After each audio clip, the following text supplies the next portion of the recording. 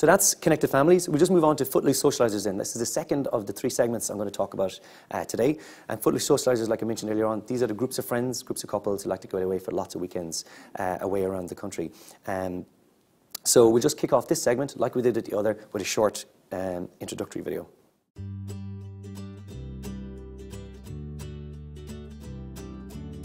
Footloose Socialisers occupy 15% of the Irish market. They enjoy getting away for breaks with friends as often as they can, going to festivals, hill walking, enjoying the great outdoors and just getting away from the routine and the roles they play in their day-to-day lives. They enjoy eating out, going to the pub and chatting with locals too. So whether it's time spent inside or out, their priority is being in the company of like-minded people and having some fun. After all, they're a sociable bunch. Footloose Socialisers like to plan their breaks online and share their experiences within their social circles. They try to get off the beaten track and really get under the skin of the places they visit. Okay, so that's Footloose Socialisers. Now, when thinking about Footloose Socialisers, they've got quite a broad age profile, in fact, really. A Footloose Socialiser could as easily be 25 as it could be 65. In fact, about 20% of them would be over 65, and about 20% of them would be between 25 and 34. So it's quite a broad age profile when you're thinking of them. But they generally tend to lean towards being in their kind of 40s to late 40s, kind of slightly over-indexing on that side. They take the most trips. They take the most trips of any of the Irish segments. So they like to get away for lots of weekends away. Not necessarily to cities either. They like to get off the beaten path, come to places like Waterford, going to Clonakilty, Dingle, Westport, Letterkenny. They like getting away with their friends. That's essentially their main motivation, is to get away and spend some quality time with these people that they've known for a long time. They like meeting the locals too. So when they come down to Waterford, they like to go to the pub, have a pint, have a chat to the barman, meet some of the locals. But essentially, they're there to spend some quality time together. They're really looking to kind of reminisce and regress a little bit. So these are people that they know for a long time. They might have been college buddies, or they might have met through the first jobs they got out of college or whatever, and they've stayed friends. So they like going away and kind of regressing and feeling the way they did those years ago when they were actually a little bit more footloose. So they're a little bit more spontaneous than Connected Families too. So they can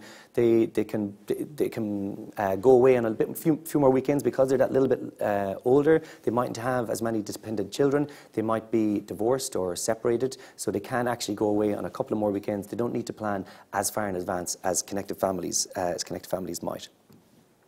So Footloose Socialisers then are seeking to share experiences with people they can relax and be themselves with. These are their friends. These are people they've known for a very long time.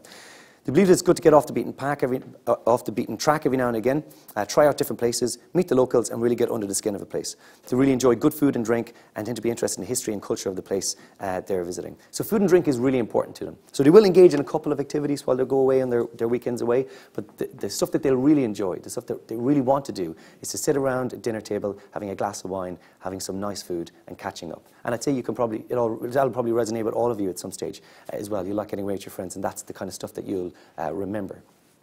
Okay, so what might 24 hours look like in the holiday of a Footloose Socialiser group? Well, for example, they might check into Grange Court Holiday Home self-catering properties in Feathered, out near the Hook Peninsula, head out for a walk along the cliff from Hook Lighthouse to Slade Castle.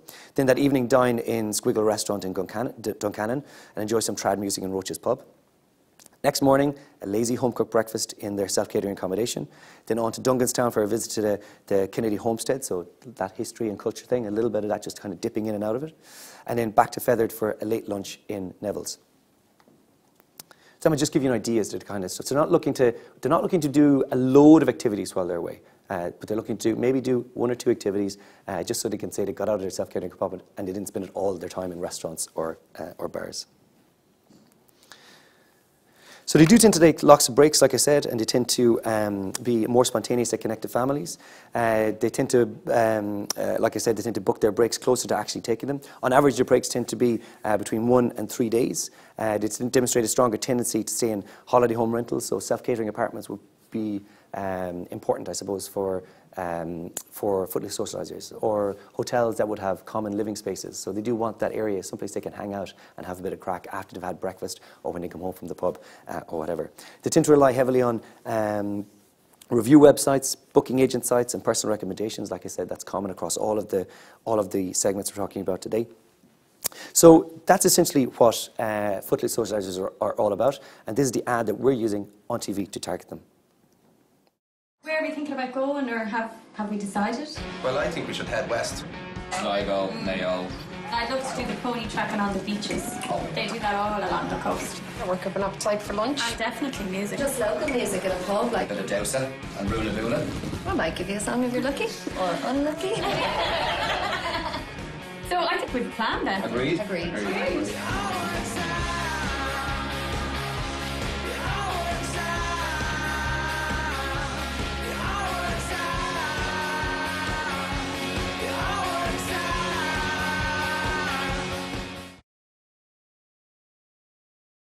Now, something I didn't mention there was they do like getting involved in some activities while they're away, but they're not looking for anything too strenuous, generally speaking. So there may be some within that segment who would like to go, sea stack climbing or caving. Generally speaking, they're looking to do something a little bit more sedate. So they might go for a walk while on holidays just to blow away the cobwebs. They might go for a cycle, but just enough to build up a thirst, build up a hunger, so they can enjoy their lunch or their dinner later on that afternoon. Sometimes as well, when they're going away, they like to build their holiday around an event, so a festival or event will be appealing to them. But the event that they go away for is almost secondary. Their key motivation is just spending quality time together.